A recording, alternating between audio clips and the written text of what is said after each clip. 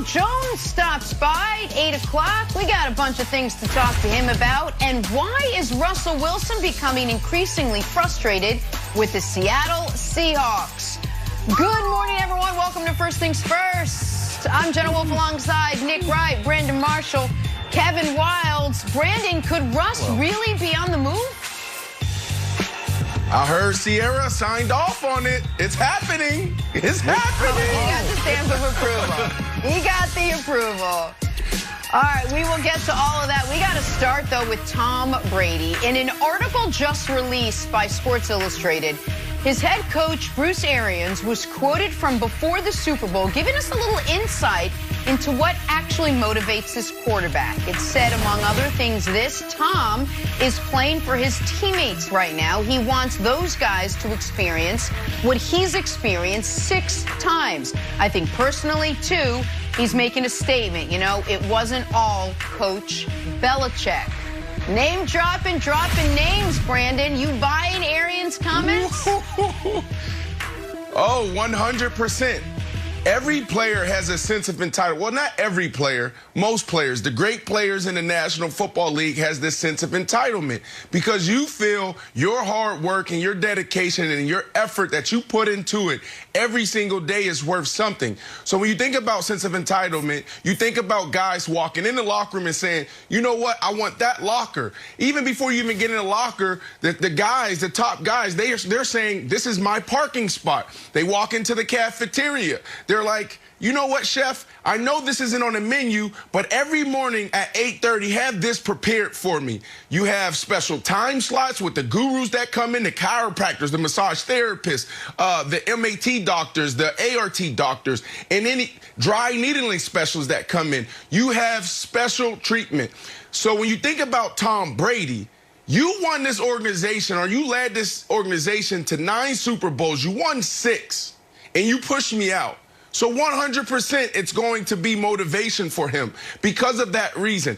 I'm a guy that never made it to a Super Bowl, and I walked into every organization with a sense of entitlement because of the hard work and dedication that I put in, and they gave me it. So just imagine what Tom Brady's thinking.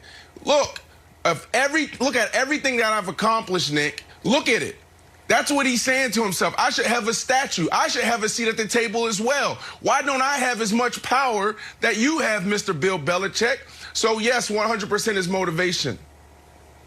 And, Brandon, you might not have won a Super Bowl, but you led the Jets to within a game of the playoffs, and that's more impressive than at least 2 of Brady's rings. So don't sell yourself short. Like, that is a far harder accomplishment in NFL history than 1 or 2 of Brady's Super Bowl rings. Here's the thing for Tom Brady. It's the only chip on his shoulder left. So let him have it. Like, Brady came into the league with the 199th pick chip as a motivating factor. Then, because he instantly won a Super Bowl and a couple years later won another one, that gets removed for all intents and purposes. So what is he chasing then? Peyton Manning. The rivalry with Peyton that we know fueled him. And I feel a little dirty for having this information, but it's out in the public specter. That email he sent his dad at this point almost a decade ago saying, you know, about the rivalry with Peyton, and about how Peyton was already almost done and he had 7 or 8 more years to go. He was still letting that fuel him. Once he clearly dispatched of Peyton and won that rivalry, what was left? Oh, how about the oldest battle in the book? You know, Father Time is undefeated? Maybe he's not. Now I'm battling aging. Now I'm battling how long the athlete can actually keep going. Oh, I broke all those records too? I already won a Super Bowl in my 40s? How about this new, fresh, real motivation? My coach didn't want me anymore. I went hat in hand for an extension. They gave me a fake one. I remember the summer of 19. Brady has the press conference. You're going to have to talk to Mr. Kraft. Then says it is what it is. Gave that famous moment on the field. And the next day put his house for sale. And so he's always, Wilds, had either real or created external motivation. He's beaten Peyton. He made the draft look stupid. He's set all the aging records. So now I do buy it is, okay, now I'm going to prove it was more me than Bill. 100% I believe it. Yeah. I buy it too. Because here's the thing. But I think it's an outdated grudge. Because the old knock on Brady was that it was the defense. Here's the thing. The defense has always helped the guy. Whether or not that's motivation, that he wants to say that he's more responsible, I'm not sure, because I do think that he's a total team player. But just to run through the amount of how defense has helped him. In his 7 Super Bowl victories, Brandon, he's either had a top-ranked defense or a great Super Bowl performance from that defense. Here they are really quick. Ring number 1, greatest show on turf, Mangini and Belichick shut him down. Ring number 2, league's best defense. Ring number 3, second best defense. Ring number 4, great performance from Malcolm Butler, saves the day, kind of gives him that ring. He was on the sidelines like, oh my God, Malcolm Butler had the interception. Ring number 5 had the number 1 defense. Rings number 6 and 7, Sean McVay and Jared Goff don't score a touchdown. Patrick Mahomes and Andy Reid don't score a touchdown. So defense has always been a part of this. Whether or not that motivates him, I don't know. But I think it is a little bit of an old school knock on Tom Brady, where those old Teddy Bruschi teams used to carry the Patriots to the Super Bowl, and Tom would do enough to get us the ring.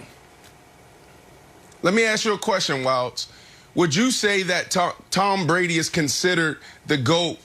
For most of the people that watch sports television and also watch the game. Would you say that majority of us think that Tom Brady's the GOAT? Yes or no? Yes. Yeah, I feel like that's official now. Yes. Okay. All right. So everything you said, great. But here's the deal. This is why it all worked out. Those defenses, the reason why they were able to put them together is because Tom Brady took a pay cut.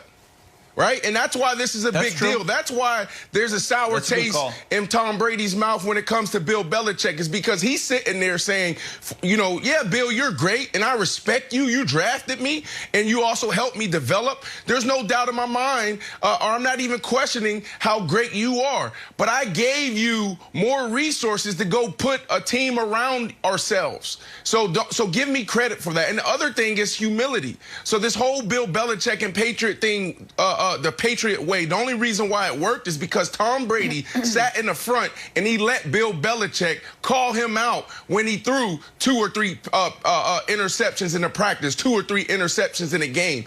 Because when you can call out the top guy, your number 1 guy, the greatest of all time, then that puts everyone else in line. So the Antonio Browns that comes in, the Gronkowskis that comes in, the Julian Edelmans, all these other pieces that you have in the locker room, they know if Tom Brady can take it, then I have to take it. So that's why all this worked out, and that's why it imploded in the end, is because Tom is like, man, I helped us get to 6 Super Bowls, and you're still calling me out. You're still not letting my trainer come into the facility and stretch me out and help me with pliability. Those are 2 issues.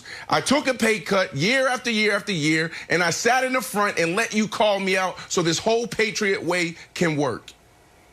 And I don't think Brady wanted Belichick to stop calling him out. I just think he wanted him to show faith. And I think that is what I don't even want to call it bitterness, but that's the chip on the shoulder. Is Belichick looked at the exact, and the only saving grace to my now clearly wrong for multi-year Tom Brady take is that Bill Belichick agreed with me. Bill Belichick looked at the data, looked at the trajectory, looked at the history of the position, and said, no, I am not tying myself to any 43-year-old quarterback, don't care what he's accomplished. And Tom Brady felt, haven't I earned that?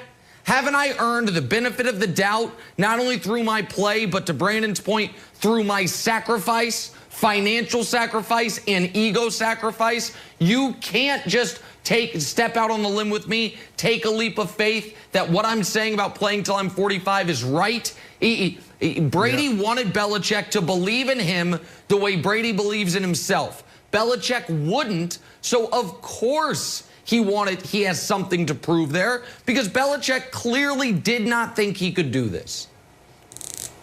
Yeah, and Jenna, you'll appreciate this.